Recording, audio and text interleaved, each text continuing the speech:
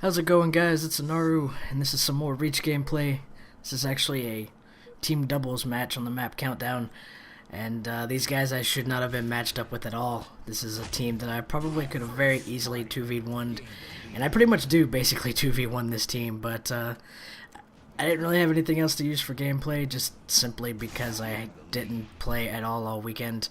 It was my birthday weekend, and I just pretty much went out and hang out with my friends and watch some movies and things like that. I didn't do anything too serious, but I didn't do a whole lot of gaming, so didn't just didn't have anything else to upload other than this pretty much just epic beatdown.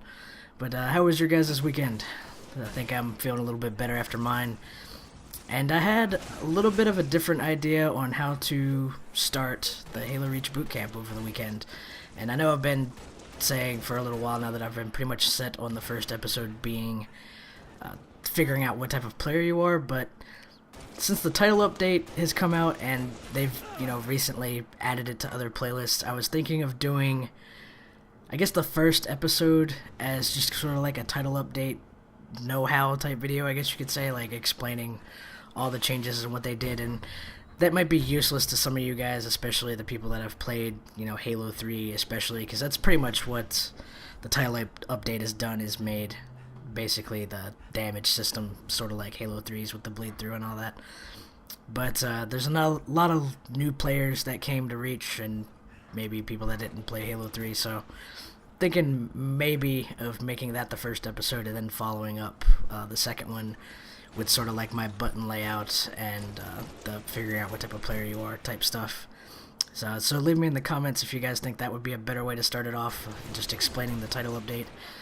And as far as really things gaming go, that's about all I got. Like I said, I haven't done much gaming at all. I was mostly just hanging out all weekend, didn't even play, so that's about all I've come up with for gaming wise. But there was one other thought I had after while I was recording this match here a few minutes ago. Do you guys think Countdown would play better if they would, say, take out the sword? Oh yeah, look at this guy, he was baiting the sword for me.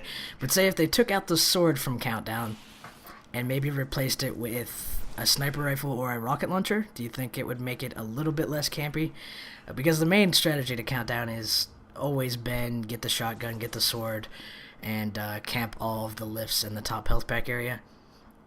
And I think if they maybe made a little update where they just changed, like, say, the sword, it seems to be the bigger power weapon, especially in doubles, because you actually get the full 10 slashes in team doubles, whereas the shotgun, I think, just has the 6 shells. But I think maybe if they took it out and, say, replaced it with, like, a rocket launcher that only had 2 rockets rather than 4, it might be a little bit more balanced, maybe not as much camping. It might be a little bit easier to get up there and break setups, because I know in the normal one you get like 12 extra shotgun shells, and the sword has 10 slashes and all that. And the sword, to me anyway, is the more annoying power weapon to deal with, just simply because you can cup it with sprint or evade or whatever to get closer, whereas with the shotgun you've pretty much got to be right up on them to, like, just kill them, and if you don't outright kill them you still need to be right up on them anyway, so you can follow it up with the melee.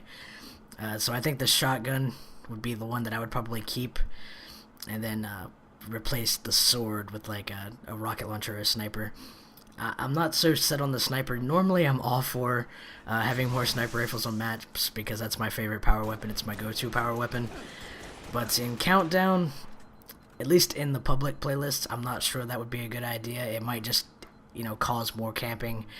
People do a line of sight by standing up next to the lifts and just, looking down towards these little entrances around where I'm at right now, and sniping people as they walk through. So I think maybe if they took it out and did like a rocket launcher with only 2 rockets and, say, had those on like a 2-minute respawn or something, that might actually make this map a little less campy. But that's pretty much all the thoughts that I've got right here. Countdown is just pretty much a bad map, at least in terms of how it plays. I mean, there's all kinds of lifts and stuff to get up to the top quickly, but if you're like me and you're wearing a headset, like I wear Astros, but even if you wear just like normal Turtle Beaches or something, you're going to hear that guy coming, so it's not really a flank route at all. Like a flank route is something where you can sneak up behind your opponent, and there's just nothing like that on Countdown, and that's basically the main problem, aside from there being so many close range power weapons. including the concussion rifle, that I consider that a close range power weapon as well. But aside from the close range power weapons, there's literally no way to flank onto the 3rd level. I mean, you're either coming up the staircases and having to take them on head on, or you come up the bubbles and usually there's going to be a guy waiting for you with a sword. You know, like, there just needs to be some kind of modification to this map to make it to where you can get up without being hurt as much. But the gameplay's getting ready to wrap up here in a second, guys, so I'm going to go ahead and sign out. And I think these guys pretty much just gave up here at the end. This tryhard guy, he's like, hey, I don't even want to fight you, just hides in a corner. And then I believe I get him in the last kill again with a sword. He's just standing there. But I'll talk to all of you guys later.